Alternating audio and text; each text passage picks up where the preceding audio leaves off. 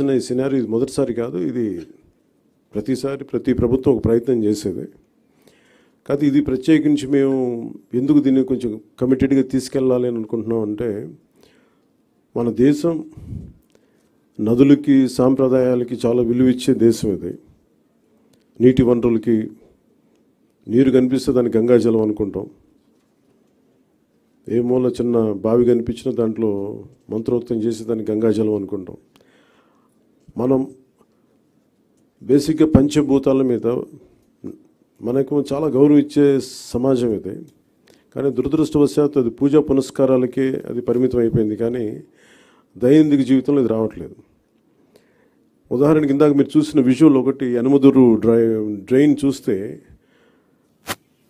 భీమవరం టౌన్లో చూస్తే అది ఒక 90 మీటర్లు ఉండే ఒక డ్రైన్. అది పంటకాలం. ఆ పంటకాలంలో దాదాపు ఇంక వేరే ఏమి లేక అందరూ దాన్ని ఒక డంపింగ్ యార్డ్గా వాడేశారు. అది కిలోమీటర్ లెక్కన ఉంటుంది. అందరూ అక్కడ వేసేయటం, అది ఏం చేస్తారు, మళ్ళీ వర్షాలు వచ్చేటప్పటికి అది మొత్తం వర్షాలు వస్తే కొట్టుకెళ్ళిపోయి మళ్ళీ సముద్రంలో కలిసిపోతూ ఉంది. అలాగే మనకి ప్లాస్టిక్ చెత్త ఎక్కడన్నా పడేస్తే కొన్ని ఇంకా ఇబ్బందిగా ఉంటుందని విజువల్స్ చూపించారు. లేటర్ మీరు శ్రీనివాసన్ గారి దగ్గర ఉంటాయి. ఈ ఆవులు కూడా ఈ ప్లాస్టిక్ కవర్లు తినేసి కడుపు నిండా దాదాపు 5 కేజీలు 25 కేజీలు కడుపులో ఉండిపోయినాయి. వాటికి దారుణంగా చచ్చిపోయి అలాంటి పరిస్థితులు కూడా ఉన్నాయి ఆవులు. ఒకవైపు ఏమైనా గోవుని పూజిస్తాం, గోరక్షణ అంటాం, కానీ కనీసం వాటికి ఎందుకంటే అవి తిండి అనుకోండి, ఎందుకంటే ఫుడ్ ఉంటుంది దాంట్లో, ఆ స్మెల్కి అది తిండి అనుకొని తినేస్తున్నాయి ప్లాస్టిక్ కవర్స్. ఇవన్నీ చూస్తుంటే చాలా బాధ అనిపించి ఎక్కడో చోట మొదలు పెడదాం ఒక చిన్న ప్రయత్నం అని. అలాగే ఓపెన్ డ్రైన్స్ మనకి శ్రీనివాసన్ గారు వెల్లూరు నుంచి ప్రారంభించిన ఆయన ప్రాజెక్టు చాలా యూనిక్గా చేశారు. ఆయన గత 2 దశాబ్దాలుగా ఆయన శ్రమ ఇది.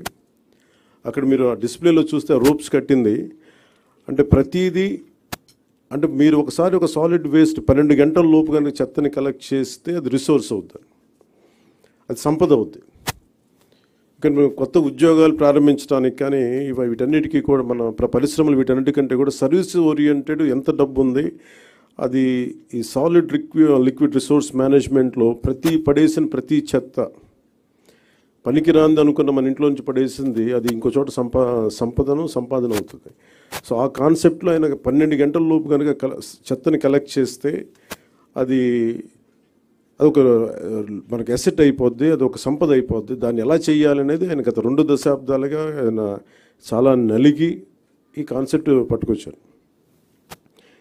ఇది గతంలో 2-3 సార్లు చేశారు, కానీ ఇక్కడ ప్రత్యేకించి ఆయన చూసిన తర్వాత ఇది నేను పిఆర్ తీసుకున్నప్పుడు శశిభూషణ్ గారు దీన్ని ఆయన పేరుని ప్రతిపాదించారు.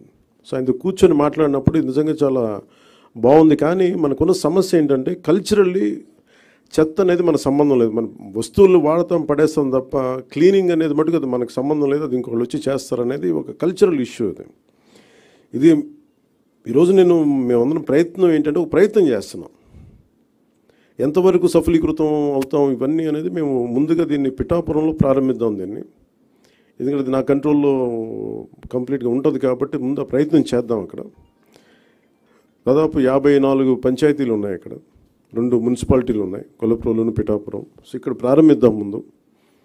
దాంతోపాటు ఇది 2 రకాలుగా ప్రతిపాదిస్తున్నాం. ఒకటి, ఇలాంటి సెల్ఫ్ హెల్ప్ గ్రూప్స్ ద్వారా ఒక 6 మంది ఉండి, ఇప్పుడు మీరు ఇందాక ఆయన చెప్పిన విధానంగా వాళ్ళ ద్వారా కలెక్ట్ చేయడం, ఎవ్రీ డేకి రోజుకి 2 సార్లు ఈ చెత్తని కలెక్ట్ చేయడం, ఆ సెగ్రిగే మన ఎక్కడైతే సెపరేట్ చేస్తారో ఆ యూనిట్స్కి పట్టుకెళ్ళడం.